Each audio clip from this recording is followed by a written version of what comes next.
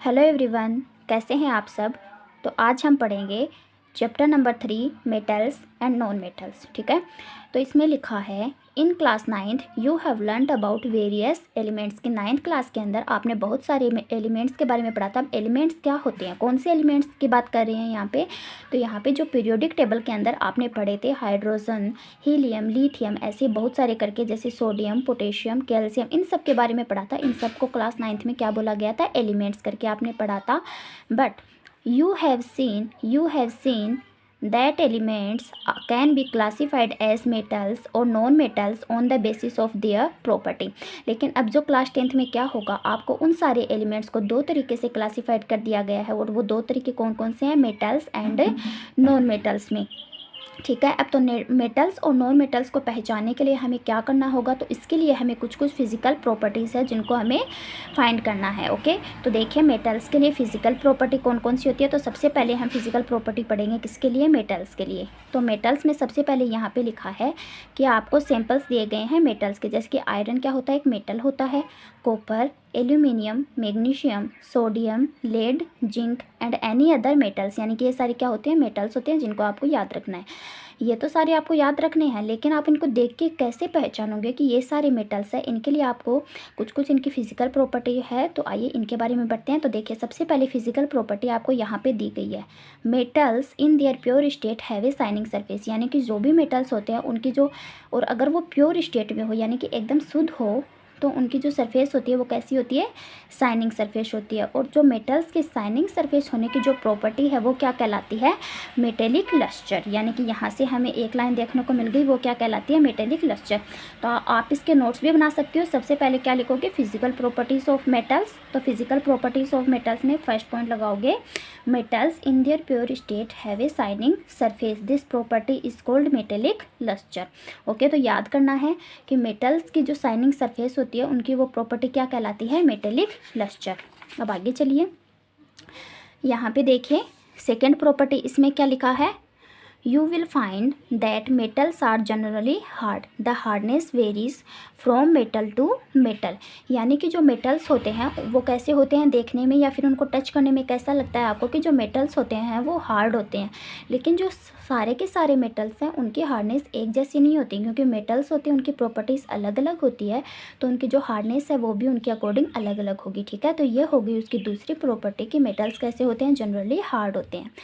फिर देखिए मेटल्स की फिजिकल प्रॉपर्टी में तीसरी कौन सी है, some metals can be beaten into thin sheets, this property is called malleability. यानी कि मेटल्स को क्या किया जा सकता है, आयरन होता है, हमने अभी पढ़ा था आयरन। आयरन क्या होता है, लोहा। लोहे को पीट के हम पतली चादर में बदल सकते हैं ना, तो वही बोला है कि metals can be beaten into thin sheets, this property is called malleability. तो उसकी प्रॉपर्टी क्या कहलाती है, मेलिएबिलिटी। तो ये हो गई मेटल की थर्ड फिजिकल प्रॉपर्टी। तो आप देखिए सेकेंड फिजिकल प्रॉपर्टी यहाँ पे अंडरलाइन कर लीजिए, ये उसकी सेकेंड फिजिकल प्रॉपर्टी है। एंड जो थर्ड फिजिकल प्रॉपर्टी है मेटल्स की वो क्या होती है, metals can be beaten into thin sheets, this property is called malleability. Okay, तो अब जो मेटल्स की फोर्थ प्रॉपर्टी है वो देखिए, आगे यहाँ पे पढ़ोगे तो आपने देखा, the ability of metals to be drawn into thin wires is called ductility.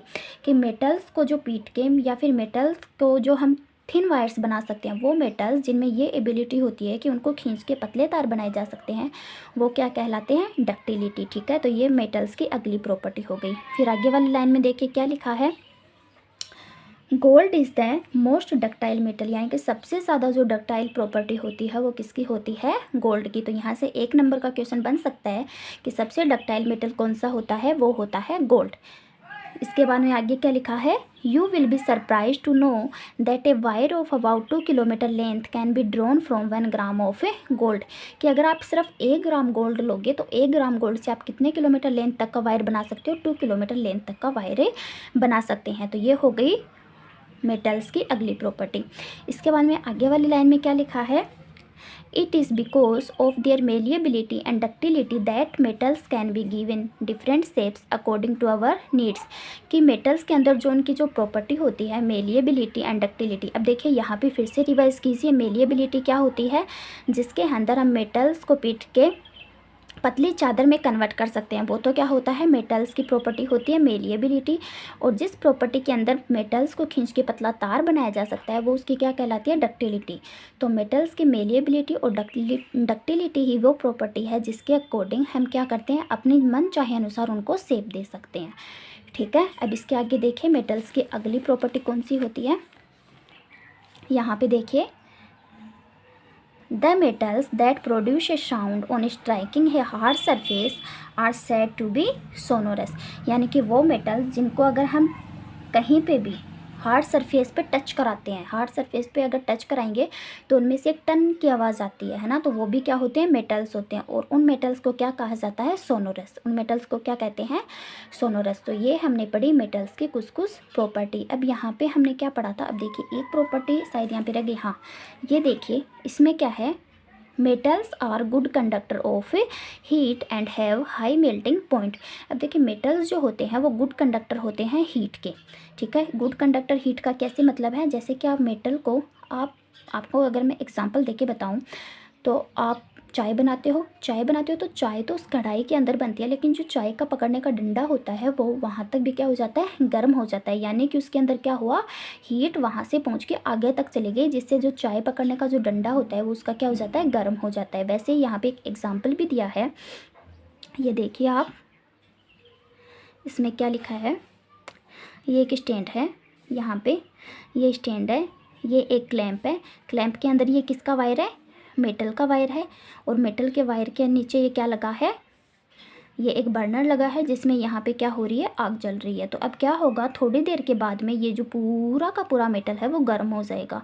ये पूरा गर्म क्यों होगा, जबकि आग तो सिर्फ यहीं पे है। इसका मतलब है क्योंकि जो ये मेटल्स होते हैं वो हीट के गुड कंडक्टर होते हैं, जिससे हीट यहाँ से लेके यहाँ तक पहुँच जाएगी, ये पूरा गर्म हो जाएगा। जैसे कि मैंने अभी एग्जाम्पल दिया था, तो आप याद रखिएगा कि जो मेटल्स होते हैं वो गुड कंडक्टर होते हैं हीट के, और इनका मेल्टिंग पॉइंट जो होता है वो हाई होता है। अब मेल्टिंग पॉइंट का क्या मतलब है, मेल्टिंग पॉइंट का मतलब है कि वो पॉइंट या फिर वो टेम्परेचर जिस पे कोई भी जो मेटल होता है वो आपका गलने लगता है।